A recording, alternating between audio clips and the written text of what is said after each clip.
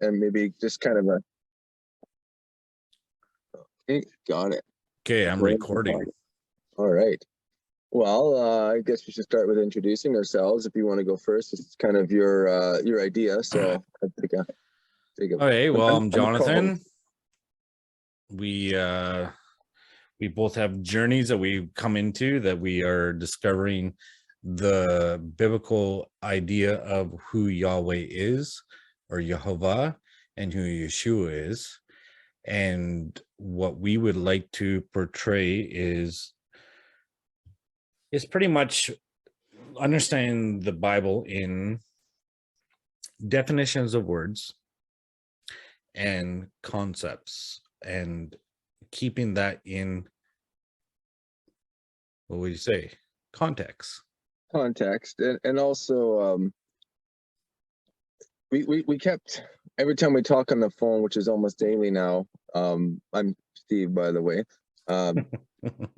We live far away from each other, but we're related through marriage. He's my sister's, my older sister's husband, so that's how we met originally years ago.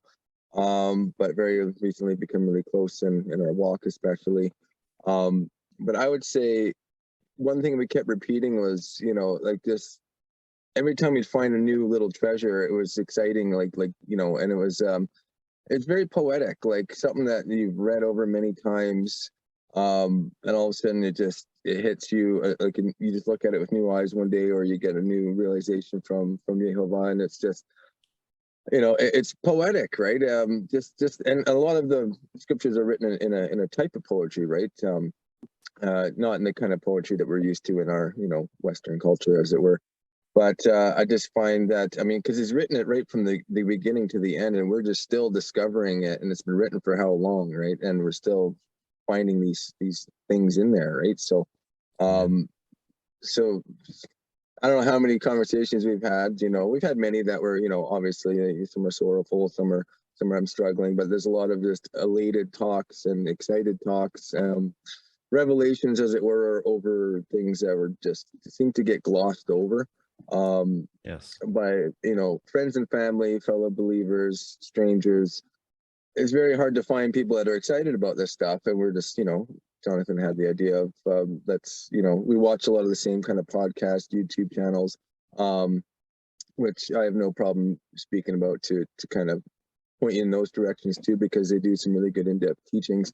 But we're we're lay people, we're workers, we're fathers, we're husbands, and we're not perfect men. We've come from, I've definitely got a storied past, and things like that, and we'll eventually get into one day. Yeah. It's testimonies, and there's still daily struggles, right? But in that, the one thing that we both have discovered in this is that we just can't put the word down. It might be a day where we have a hard time getting the 4 to 8 hours in, but I just recently, thanks to Jonathan here, I guess it'd be over here.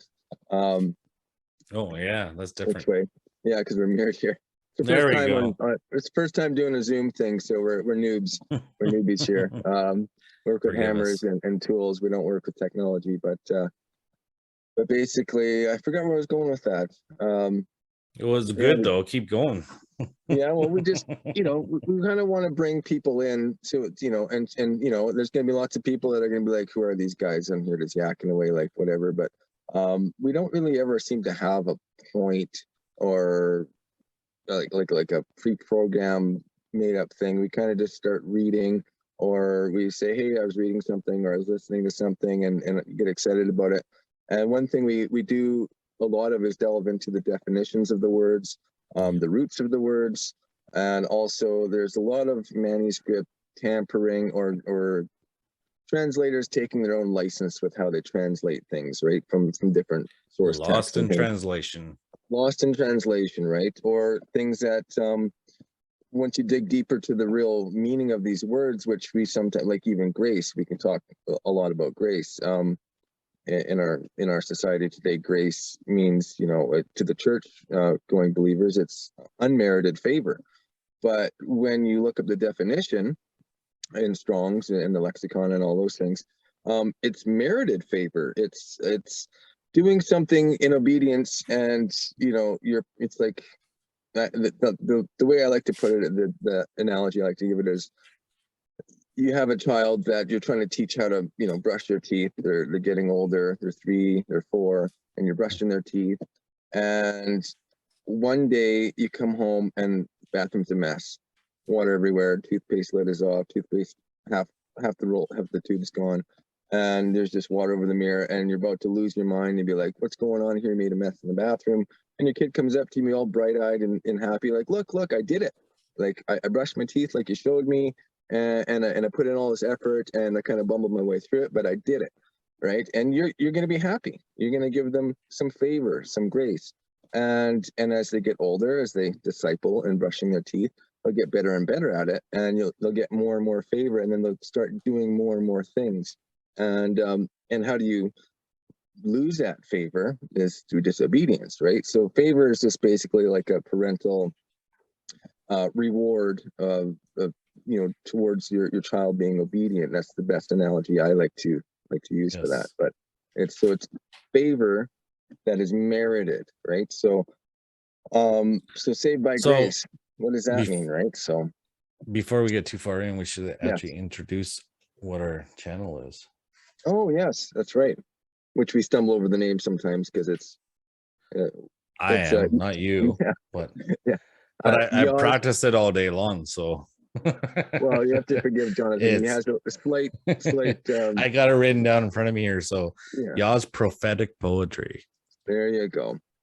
That is our YouTube channel, and that is also our email address, which is all together is Yaw's prophetic poetry @gmail.com. So if you're interested in writing, sending us an email on any of our topics, that is welcomed.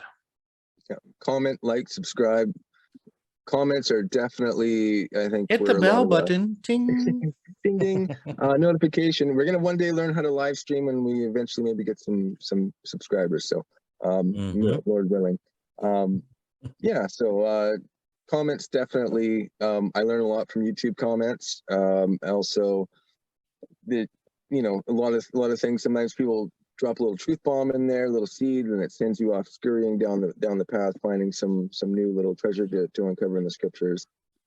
Other times it's a lesson in patience and long suffering, and giving people some love from a distance, saying, okay, well, I'm going to back away from this discussion, right? So there's where there's friction, there's fire, there's growth, right? So definitely if anyone likes what we have to say, comment. If you don't like, comment.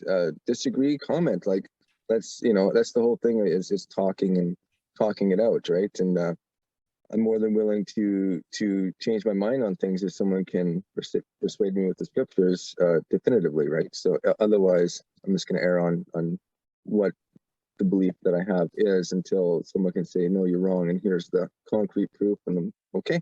I'll take that and run with it. So